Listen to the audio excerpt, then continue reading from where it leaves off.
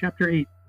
The relation of Antiochus' return, and of his going into the land of Judah, and of the disease which fell on him, of which he died in his journey. But Antiochus returned out of the country of Persia, flying with his army disbanded. And when he had learned what had happened to his army, which Lysias had sent forth, and to all his men, he went out with a large army, marching to the land of Judah.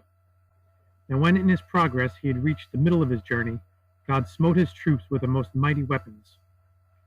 But this could not stop him from his journey, but he persisted in it, uttering all sorts of insolence against God, and saying that no one could turn him aside, nor hinder him from his determined purposes. Wherefore the great and good God smote him also with ulcers, which attacked the whole of his body. But even yet he did not desist, nor refrain from his journey, but was more filled with wrath, and inflamed with an eager desire to obtain what he had determined on, and to carry his resolution into effect. Now there were in his army very many elephants. It so happened that one of these ran away, and made a bellowing, upon which the horses which were drawing the couch on which Antiochus lay ran off, and threw him off. And as he was fat and corpulent, his limbs were bruised, and some of his joints were dislocated.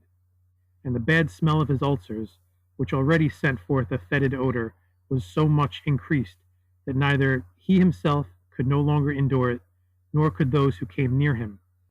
So when he fell, his servants took him up, and carried him upon their shoulders. But as the foul smell grew worse, they threw him down, and departed to a distance.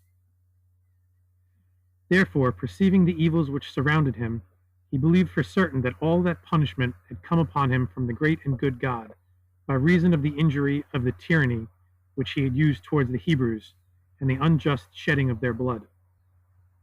In fear, therefore, he turned himself to God, and, confessing his sins, said, O God, in truth I deserve the things which thou hast set upon me, and indeed thou art just in thy judgments. Thou humblest him who is exalted, and bringest down him who is puffed up. But thine is greatness, and magnificence, and majesty, and prowess. Truly, I own, I have oppressed the people, and have both acted and decreed tyrannically against them.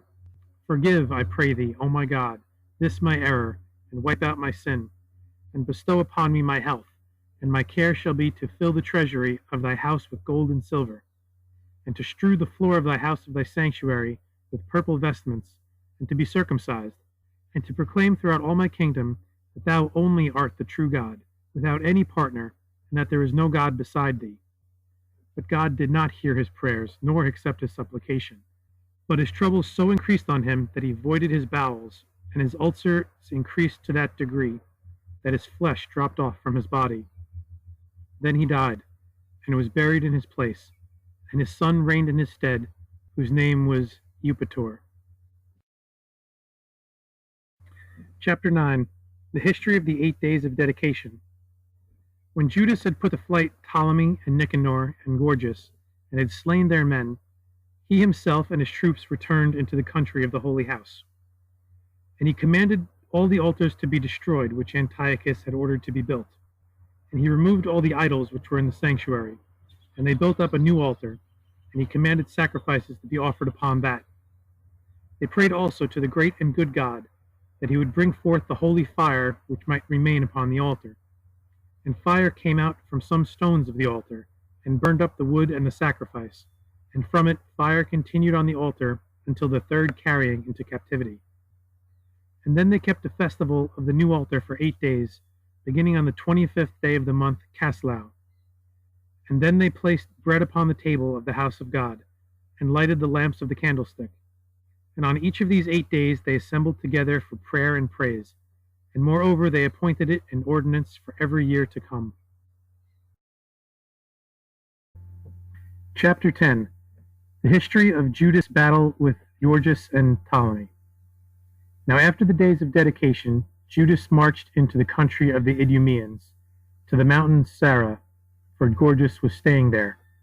And Gorgias went out against him with a great army, and there were sore battles betwixt them, and there fell of Gorgias men 20,000. And Gorgias fled to Ptolemy into the land of the west, for Antiochus had made him governor of that country, and there he was staying, and told him what had befallen him. Whereupon Ptolemy went forth with an army, in which were 120,000 men of Macedonia and the east. And he went on until he came to the country of Glarus, that is to say, Gilead, and the parts adjacent, and he slew great numbers of the Jews. So they wrote to Judas, telling him what had happened to them, begging him to come and defeat Ptolemy and drive him away from them.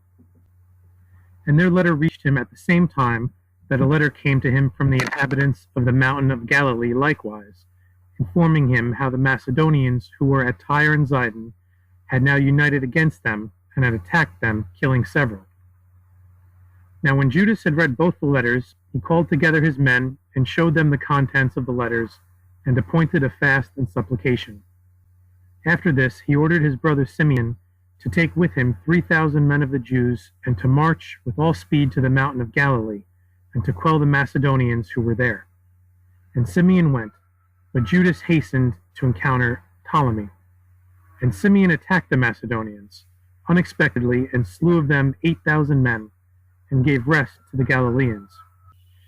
But Judas marched on until he came up with Gorgias and Ptolemy, pressing them and besieging them, and the two armies encountered, and very fierce battles took place betwixt them. For Ptolemy headed a numerous, stout, and brave body of men. But Judas was accompanied by a very small band, yet as the people who were with him consisted of the bravest and strongest troops, he steadily resisted, and the battle between them lasted long, and grew very sore. Wherefore Judas called out to the great and good God, and invoked his aid. And he related that he had seen 5 youthful horsemen, 3 of whom fought against Ptolemy's army, and 2 stood near himself, whom when he viewed attentively, they seemed to him to be angels of God. Wherefore his heart was comforted, and the hearts of his companions, and making frequent assaults upon the enemy, they put him to flight, and slew great multitudes of them. And the number of those who were slain of Ptolemy's army, from the beginning of the battle until the end, was 20,500. After these things, Ptolemy and his men fled to the seacoast, while Judas pursued them, and slew as many of them as he caught. But Ptolemy fled to Gaza, and remained there, and the men of Chalasim came to him. And Judas marched against them, and when he found them, he defeated them. And Ptolemy's men were dispersed, but he himself fled to Gaza, and there fortified himself. And Judas' men pursued the flying body, and slew great numbers of them. And Judas and his men who were with him marched straight to Gaza, and he pitched his camp and besieged it. And Judas' men returned to him, and they who were left of Ptolemy's forces went up to the fortification, and abased Judas with much reviling. And the fighting between them and Judas' troops lasted for 5 days. And when the 5th day was come, the people continued to cast reproaches upon Judas, and to revile his religion, whereupon 20 of Judas's men grew angry, who, taking shields on their left hand and swords in their right, and having with them a man bearing a ladder which they had made, marched until they came to the wall. And 18 of them stood and threw darts at those who were on the wall. And 2, hastening to the wall, raised up the ladder, and by it mounted. But certain of those who were there, perceiving that they had ascended, and that their companions had followed, and also had gone down from the wall into the city, descended from the wall after them, whom Judas' men defeated, slaying great numbers of their enemies. But the army of Judas pressed forward to the gate of the city, and the 20 began to run towards the gate that they might open it, but they were driven thence most fiercely, wherefore they called out with loud cries. Judas therefore and his men knew that they had come near to the gate, and the battle grew sore both without the gate and within. And Judas and his men attacked the gate with fire, and it fell down, and the people perished, and the men who had reviled Judas were taken, and he commanded them to be brought out and burned. Moreover, he commanded the city to be utterly smitten with the sword, and the slaughter continued in it for 2 days, and then it was wasted with fire.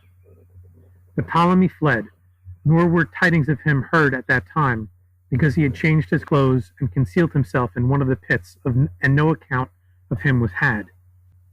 But his 2 brothers were taken and brought to Judas, and he ordered them to be beheaded.